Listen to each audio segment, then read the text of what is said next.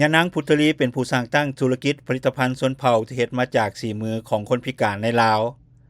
ได้กล่าวเกี่ยวกับเบื้องหลังการสร้างตั้งธุรกิจของเราเองว่า1คือก็เป็นแม่หญิงคนพิการผู้นึงเนาะที่การผ่านเรื่องผ่านชีวิตที่ว่ายากลำบากมาคือกันนะ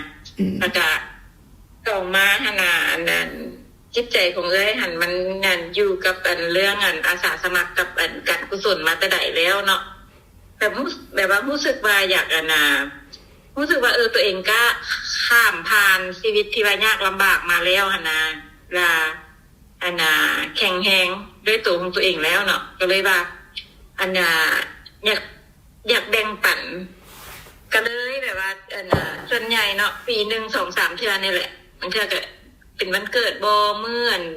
อีหยังพิเศษบ่สินะก็มักจะซื้อข้าวซื้อน้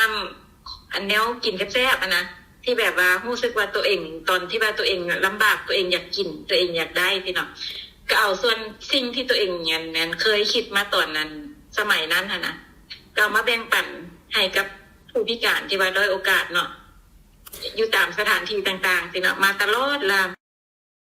ยะนางได้เว้าตื่มว่าจนมามีมื้อนึงเนาะเพราะว่าเฮ็ดเวียกมาได้15ปีเฮ็ดเวียกมาได้15ปีก็แบ่งปันจังซี่มาตลอดเนาะมีโอกาสก็แบ่งปันอยู่ตลอดนะก็เลยมานั่งคิดว่าบ่อยากเป็นพนักงานของการอีกแล้วนะอยากเฮ็ดธุรกิจอันใดอันหนึ่งแบบอยากออกมาเฮ็ดธุรกิจสินะก็บ่ฮู้ว่าเฮามักอีหยังเฮาสนใจหยังแล้วเป็นคนมักเรื่องงานหัตถกรรมเนาะมักเรื่องงานหัตถกรรมศึกษามาสักพักนึงแล้วนะแล้วก็เลยมามีไอเดียตัวนึงก็คือว่ามามองเห็นว่าคนพิการที่กระด้อยโอกาสที่กระด้บ่ได้เรียนหนังสือสูงก็เจ้าสิเฮ็ดจังได๋ก็เจ้าสิมีเวียกเฮ็ดงานทำแนวใดสินะก็เลยว่าลองเฮ็ดตัวเองก่อนเนาะลองเฮ็ดงานฝีมือหัตถกรรมมาก่อนแล้วค่อยๆมา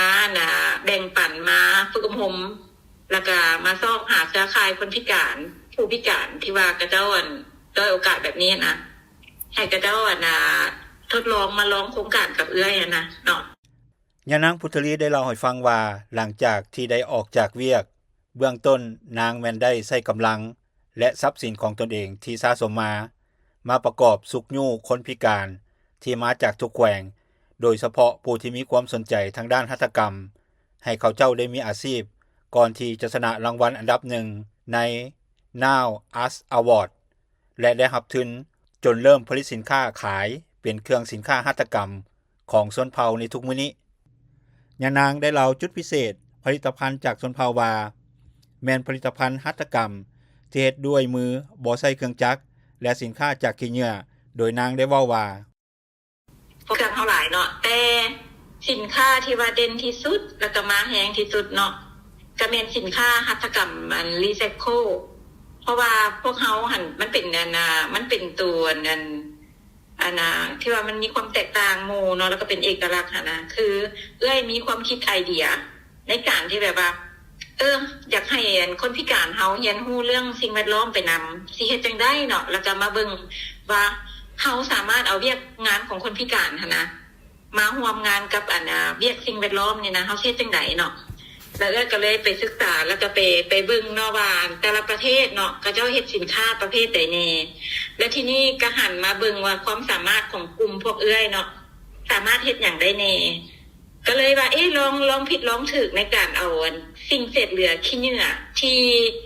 ที่มันบ่ได้เอาไปก็ที่บ่มีไผรับซื้อขี้เหงื่อประเภทขี้เหงื่อที่แบบว่าบ่มีคนแบบว่ามันบ่มีคุณค่าแหละหลายๆคนมองสิ่งเศษเหลือพวกนี้นะเห็นแบบมันบ่มีคุณค่าหยังเลยเศษเหลือพวกนี้มาผสมผสานกับงานหัตถกรรมที่เฮาถนัดเนาะก็เลยเอามาลองผิดลองถูกแล้วมันก็ออกมาเป็นเครื่องหัตถกรรมรีไซเคิลที่แบบว่าป้าแบบอันนี้นี่ขายเฉพาะนครหลวงเวียงจันทน์เนาะก็ยังบ่พอขายคำว่าชนเผ่าซึ่งเป็นชื่อเอกลักษณ์ของหัตถกรรมที่มาจากมือของคนพิการเพราะสินค้าที่ได้ผลิตออกมาแม่นผลิตออกมาจากการบ่จำแนกความพิการหรือบ่พิการนอกจากนั้นสินค้าของห้างหัตถกรรมชนเผ่านี้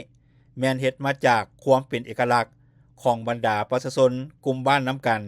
ซึ่งบ่แม่นแต่คนพิการแต่อย่างเดียวรวมถึงชาวบ้านหรือไทยบ้านคนปกติที่อยู่ตามแขวงต่างๆที่เฮ็ดเวียกด้านการตำแพยิบปักและทักแซวไปนำยะนางพุทธลีได้เว้าต่อเกี่ยวกับความสามารถของคนพิการที่บ่ต่างจากคนธรรมดาและเรียกร้องให้หน่วยงานต่างๆรวมทั้งสังคมสนับสนุนสุขยู่และส่งเสริมคนพิการหลายขึ้นดังที่นางเว้าว่าให้ส่งเสริมสนับสนุนแล้วก็ให้โอกาสคนพิการเนาะในการแบบอาจจะแบบรับเจ้าเป็นพนักงานเฮ็ดเวียกบ่หรือว่าส่งเสริมเวียกของคนพิการเฮานะเพราะว่าคือผลงานที่ว่าเฮ็ดออกมานี่เนาะก็เพื่ออยากให้สังคมได้รับรู้ความอาจสามารถของผู้พิการถ้ากระเจ้าแบบบ่ได้เรียนหนังสือกระเจ้านั่งรอกระเจ้าบางคนนอนติดเตียงเลยได้แต่ว่าผลงานที่กระเจ้าเฮ็ดออกมาแบบว่ามันมหัศจรรย์เนาะบ่แบบว่าเห็นบ่ว่าคนพิการกระเจ้ามีความอดทนกระเจ้ามีความเพียรกระเจ้ามีความใส่ใจกระเจ้าก็อยากอยู่ในสังคมคือกันกับคนปกตินะยะนางพุทธลีมีความมุ่งหวังอยากจะส่งเสริมความเสมอภาพและอยากจะขยายสาขาห้านหัตถกรรมของตนเองออกไปหลายๆแขวงโดยเฉพาะแขวงหลวงพระบางและแขวงขมวนเพื่อเป็นการส่งเสริมผลิตภัณฑ์ของคนพิการเพื่อให้คนพิการสามารถเข้าถึงการมีอาชีพและแสดงความสามารถของตนเองให้สังคมในวงกว้างด้วยศักยภาพของเขาเจ้าที่ผู้คนทั่วไปยังบ่ฮู้